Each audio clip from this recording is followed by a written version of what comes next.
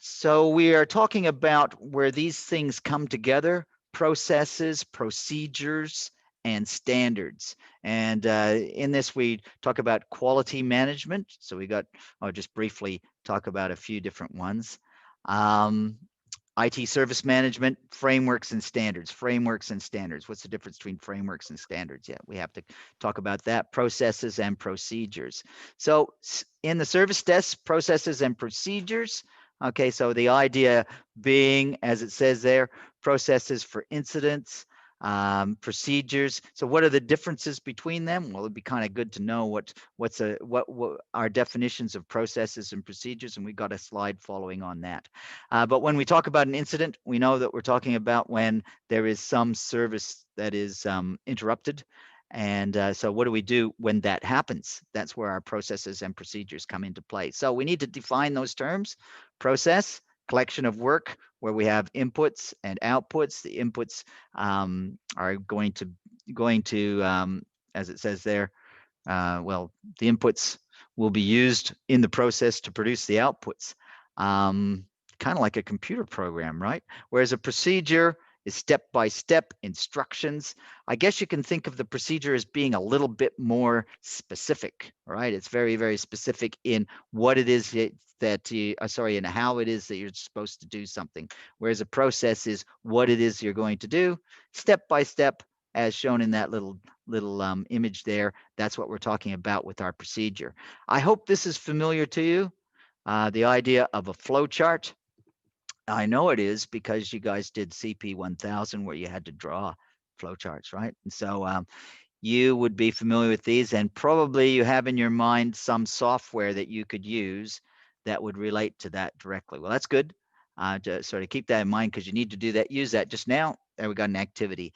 Now, I'm not going to sort of stop now for you to do that activity because we have a very sort of limited time frame for this Zoom meeting.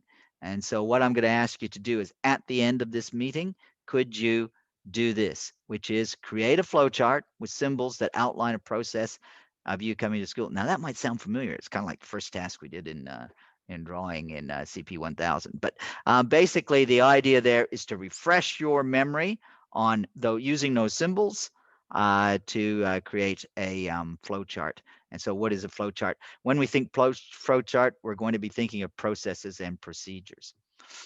I don't know if you've heard of this term before, business process management, but it's as is explained there in those very short note, is that it is about improving the organization business processes.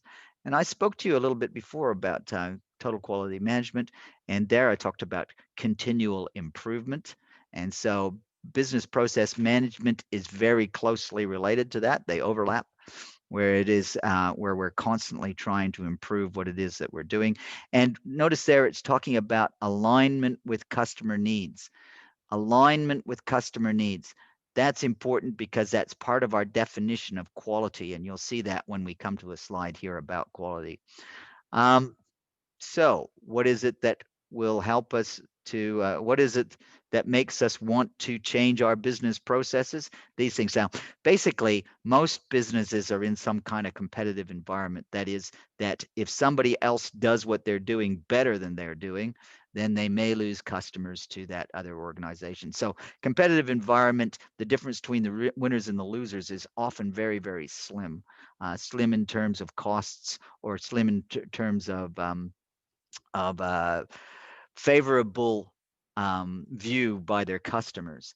And so these things are going to impact really whether or not the business stays in business. So if their costs are higher than their competitors, then maybe then maybe their prices are higher than their competitors, which will mean that they might not get the market share that they need, which means that they might fail.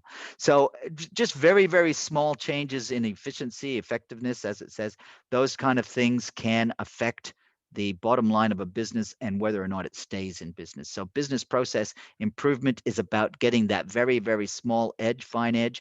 Continual improvement is required. Why? Because our competitors are continually improving. And so it's kind of like, imagine like this race that you're having. You know, you get ahead, but there's always somebody just on your heels, right? and maybe they get ahead and you have to catch up with them. Well, how do you catch up with them? By improving your business with business process improvement. All right, business process management.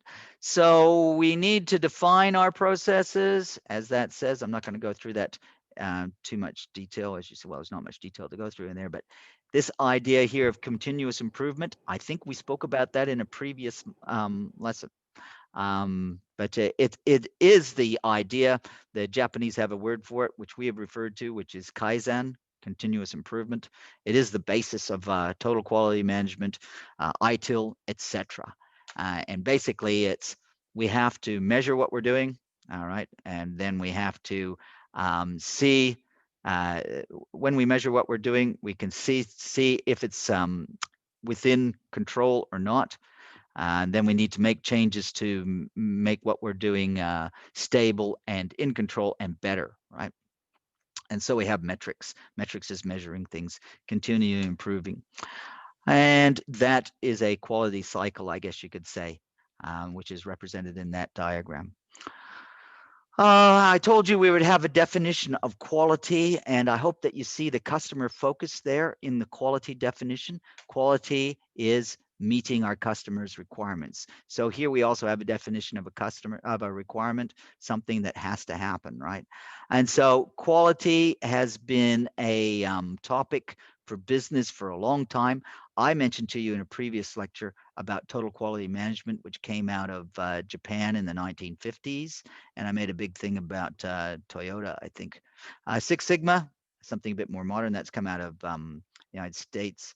I think that was championed by General Electric and Jack Welch. So if you want to check into that, Jack Welch, General Electric, Six Sigma, they have Six Sigma. They have black belts and blue belts and all this kind of stuff. So they have this special sort of terminology that goes with it.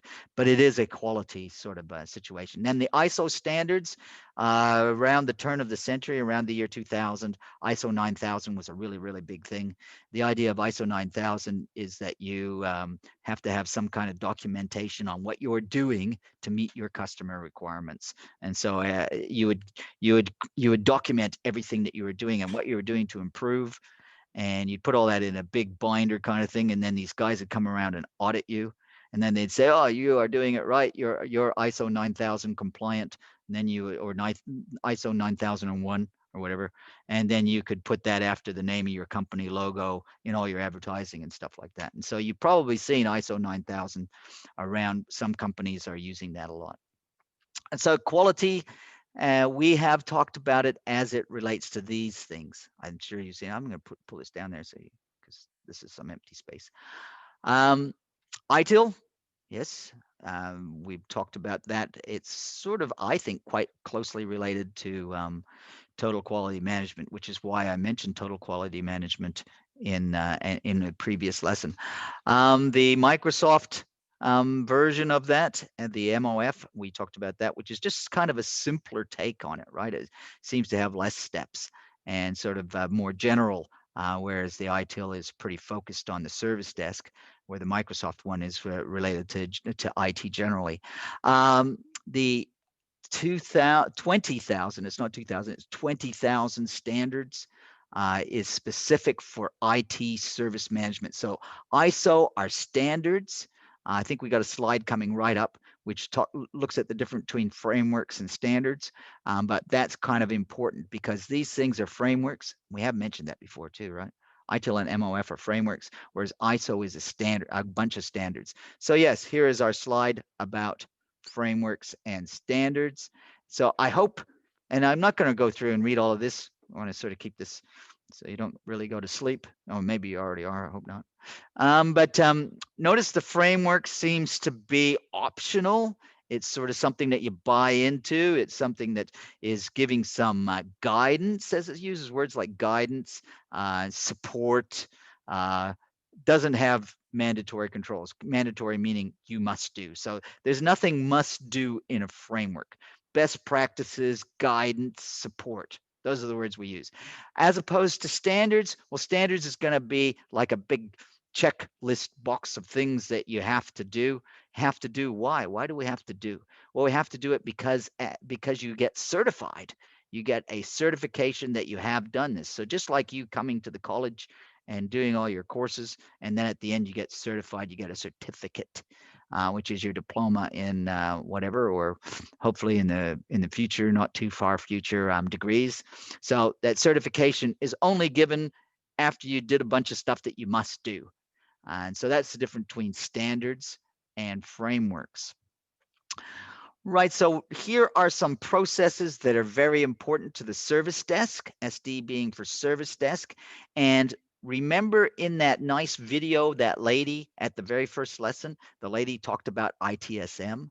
And then she had only about 1 minute where she spoke about ITIL.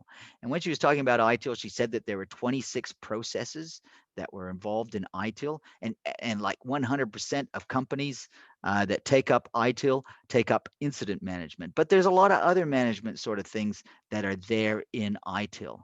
And so these processes of ITIL, problem management, change management, service asset, and configuration management, we're going to talk about those a little bit before the end of this lesson. What is problem management? What is change management? What is configuration management? These things are very well detailed in ITIL. If you ever get to a company which is using ITIL as a framework, you'll get to learn a lot about these things because you'll have to do them to sort of well, remember it's a framework. It's not a standard, so it's not that you have to do them. But if you wanted to you can get certified as an ITIL professional, in which case you'd have to learn them all. So as a company, remember that ITIL is a framework. Nothing is forced. They are good ideas, basically. So incident management, I hope that is not a new word for you at all now, hopefully, or term. That should mean something to you. Incident management, OTRS is incident management. OTRS, because when we create tickets and we follow through with those tickets, that is incident management. So incidents have a life cycle and they're managed through our tickets. So the idea there is we want to restore service. Okay, we want to restore service because remember that an incident is when service is interrupted. Afterwards, then we start looking at what is the root cause of that incident. And then we can sort of change things a bit. So that's where we come into our change management and our problem management. But in the first instance, what we want to do is we just want to restore service so that we continue on with our business. Now, hopefully you see the idea. In one of the previous slides, we said that processes have inputs and outputs. Do you see the arrows going down? Think of those as inputs and outputs. So from the first, you could think of this as a process, right? Incident is detected. It's reported by the user. Then there's an output from that, which would be some kind of description of the incident. And then that incident is classified depending on the symptoms. Okay, so then the output from that would be a classified incident. And then the service is restored. Okay, so that's our incident management. Service is restored, but we're not finished there, right? And so at that point, our output is the system being able to work again. And then, so notice the restored and resolved are different. So the service is available for use and it's fixed. So the incident is fixed, not just that we can continue on with our business. And then lastly, the incident is closed. That's where the person in the service desk actually contacts the person who raised, if there was a person, or the person who's most affected as a customer, is contacted to make sure that they're happy with the way that the incident has been fixed. And then you can close the incident. Or if you want to think about it, what in the terms that you'll be using, if you're using the service desk software, we say we close the ticket. Okay, so how do we know if an incident has happened? We got two ways there mentioned. One is that somebody will contact the service desk and say an incident has happened. Another way is that you could have some software which automatically detects that some interruption has occurred. Okay, and then when we know that there has been an incident occurred, then we can classify it, and we use these two ideas here, the idea of impact and urgency. So impact is how many people or how much, how broadly in the organization does this outage affect? How many systems? How many people? It just says here how how many people, but you could think of it in terms of the systems as well. And then the urgency would be, well, how urgency is about time, right? So uh, as the time goes on, how much more impact would it have, I guess, is what you could be thinking there. So for example, depending on your business, right? If you were in a banking business, the urgency is really quite acute. You can't have the system offline for, even seconds without it impacting the business. That would be very bad for your bank. Your customers will be saying, can't get at my money. That tends to get people a bit worried, and then they might shop around for a new bank. Now, that's very different than a planned outage, right? A planned outage is when the bank sends you a message on Thursday afternoon and says you won't be able to use your online thing or the ATMs between 2 o'clock and 3 o'clock in the morning on Friday morning. You say, yeah, all right. So maybe I'll just go to sleep then and I won't make any withdrawals. That's quite different than sort of on a Wednesday afternoon at 2 o'clock, you go to the ATM, it doesn't work, right? And then you try and call up the bank, or you try and get onto your mobile phone and sort of withdraw cash that way, and it doesn't work. And then you start going, where's my money? So it's very, very different, right? So that the second one would be an incident that we which would have a big impact and and a big urgency. All right, so we have these terms also, restored and resolved. So restored comes before resolved. Notice there we got a nice thing there on our incident management. So restored means that the customer can continue working. It doesn't mean things are fixed. It just means the customer can continue working. Could mean that we just had a workaround. Resolved, that's when it's fixed. So resolved comes after restored. We restored their service, then we fixed the underlying problem issue. I've got to be careful with that problem idea, because that's sort of problem management. Remember the very precise use of our words in ITIL. And then we will contact the customer, contact the person who raised the issue, and if they make sure that they're happy, and then we close the incident. Okay. And so closing is very important, as it says there, because we must get this from the customer. The customer must be happy with it. Otherwise, it's not ready to close. If the customer hasn't sort of said, yeah, that's what I want, then we need to find out why. And it's not really closed yet. And so this idea of an owner, the idea of an owner. So the owner is going to make sure that that incident goes all the way to being closed. And so we've got this sort of custody sort of thing that goes along with the incident. So the owner is going to make sure that they know what is the current status, who's working on it. The owner is going to contact the customer. The customer is going to be able to contact the owner. The owner would typically be the person on the service desk in level 1, but the ownership could be transferred. But if it is transferred, then people have to be notified, right? Like the customer has to be notified that this person is now the owner of your incident. The owner would, if there's any other incidents that are related to this incident, the owner is going to identify those. And if the owner can pass the incident on to another person, but has to, as I say, make sure that everybody is aware of that. And so that's our notifications.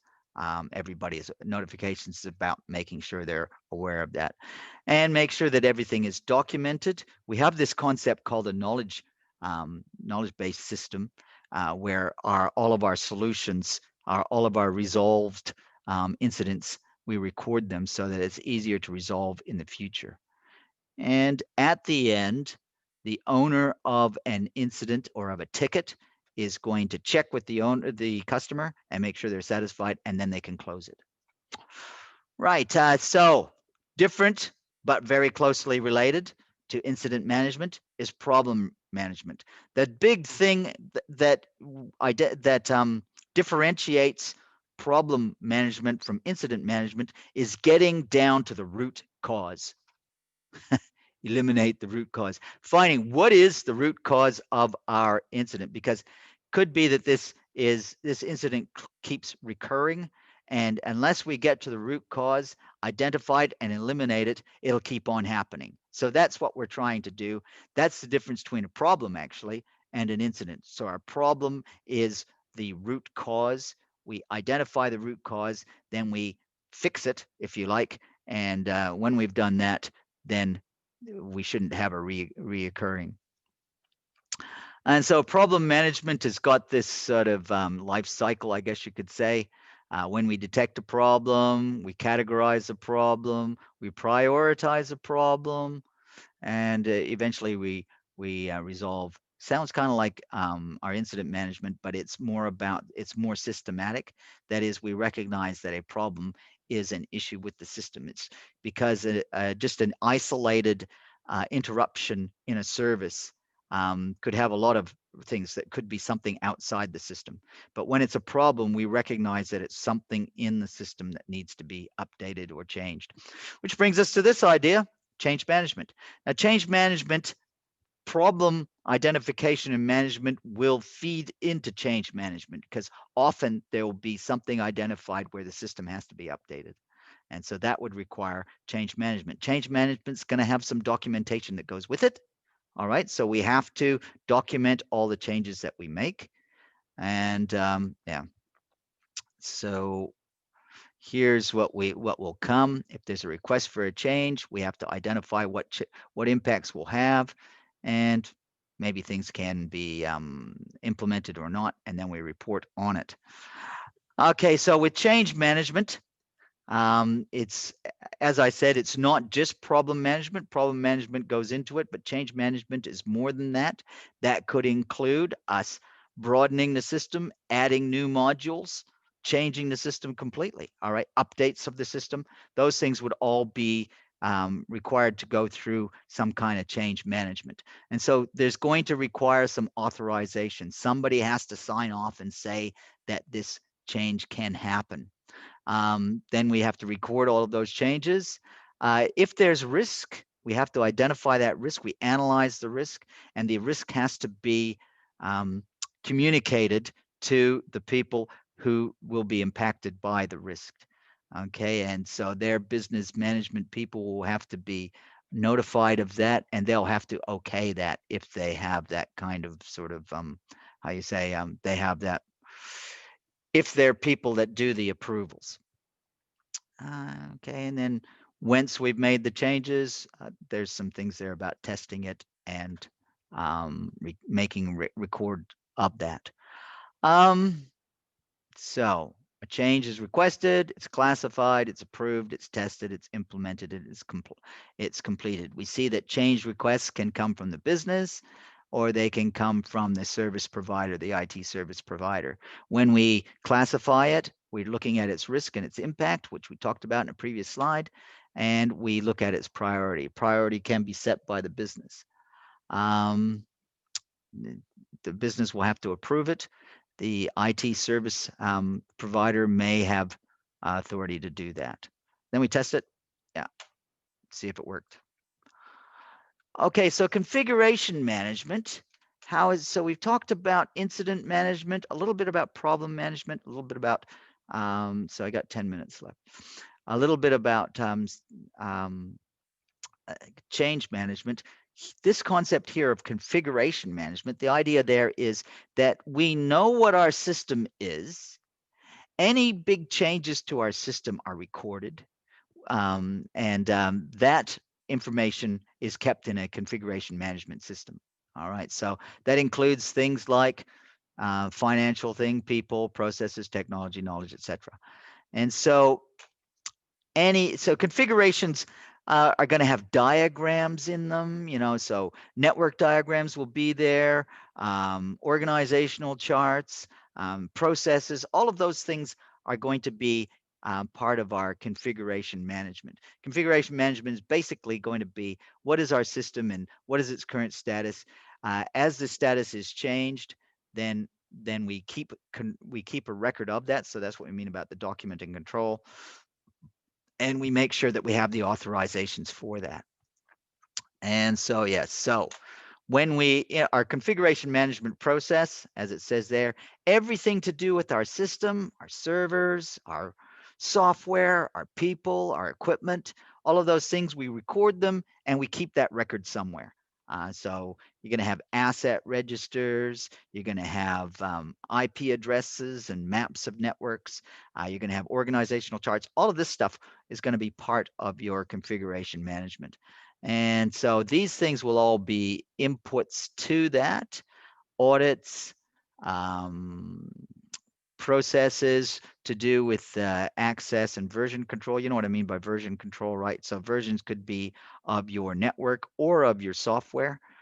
When you change them, we're going to have some kind of numbering system, but you're also going to have some way of keeping track on the old versions of what you had. Access control, who has access to it? These kind of things are actually built into some of our network operating systems, right? With Microsoft Server operating system, you have access controls built in. So why is it important? So your configuration management is actually going to give you kind of like a snapshot of your system that you can look back on at any time and say, well, this is what our system was at that time.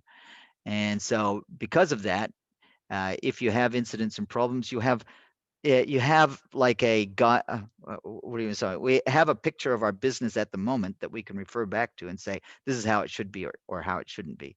And so any changes that we make, we can look at it and see how that should affect. Hypothetically, by looking at our configuration management, we should be able to see or imagine in our minds how things are going to change when we make changes to the system. And so you're going to have a system which is called your configuration management system, which is going to be, as it says there, tools and databases in which all of these things that I mentioned before, your network diagrams, your asset control systems, all of those things are going to be kept in this configuration management system so that you can easily refer to it and see how things are changing in a database, as it says there, in a database. Yeah. Okay, so these groups are all going to affect your configuration management process. They're going to give you input on the data that you need to record in your configuration management system. So you can see there, computer operations, they're going to give you diagrams and data, IP addresses, server IDs, all that kind of stuff. Purchasing is going to give you financial agreements, licenses, etc. Network management, components, and desktop. Okay, so all of your equipment there, your desktop equipment and the software that runs on them. Nice diagram there that shows a lot of interrelationships between your configuration management system, CMS, and other systems. So we've got a knowledge management system. I didn't go into that in too much depth, but that's really where we're recording all of our fixes that we had to our incidents. So in your OTRS or your whatever you're using as your incident management, your ticketing system, when you do a fix on an incident, you're going to record what that fix was. That goes into a knowledge management system. So solution to known errors are going to be there. And so that can be fed back through a knowledge assets, and that can be used in other, next time you have an incident. The people, when a new incident comes in, they can check in the database and see if there's somebody has already done a fix for that. Configuration management, configuration information, every time we add new stuff to the system, when we request new stuff for the system, we're going to be able to refer back to what is the current system so that we can see what those are. Change management, the same way. Anytime we install new updates or whatever, we're going to be able to refer back to our configuration management system and see what is the current state. Then we're going to have to update it. So your configuration management system is going to be like a big snapshot of what your systems are at that point. And that, my friends, my students, that is the end of that lesson. I hope that sort of held together for you as a single sort of lecture about a topic which is yeah, meaningful, I hope, to you. So we talked about processes and procedures. Hopefully you got an idea of what they are. Processes, a bit more general, procedures, a bit more specific. Processes on what has to happen, procedures on on how it's going to happen step by step, uh, what our processes are, the inputs and the outputs, what it is we have to do, the fact that we can draw processes and diagrams using things like flowcharts. Multiple groups could be involved in incidents. I hope that's obvious. Frameworks and standards. Remember that frameworks are optional and they're sort of guidance that we can use. And there's lots of different frameworks that we could use. We talked about MOF, ITIL. Um, Whereas our standards are things like our ISO, which delivers certification, and so it is not optional. What I mean is not optional. Once you decided that you're going to use a standard, the things that are part of that standard are no longer optional. They are mandatory. A list of mandatory things in order for you to get them. And so frameworks are optional. Standards are mandatory.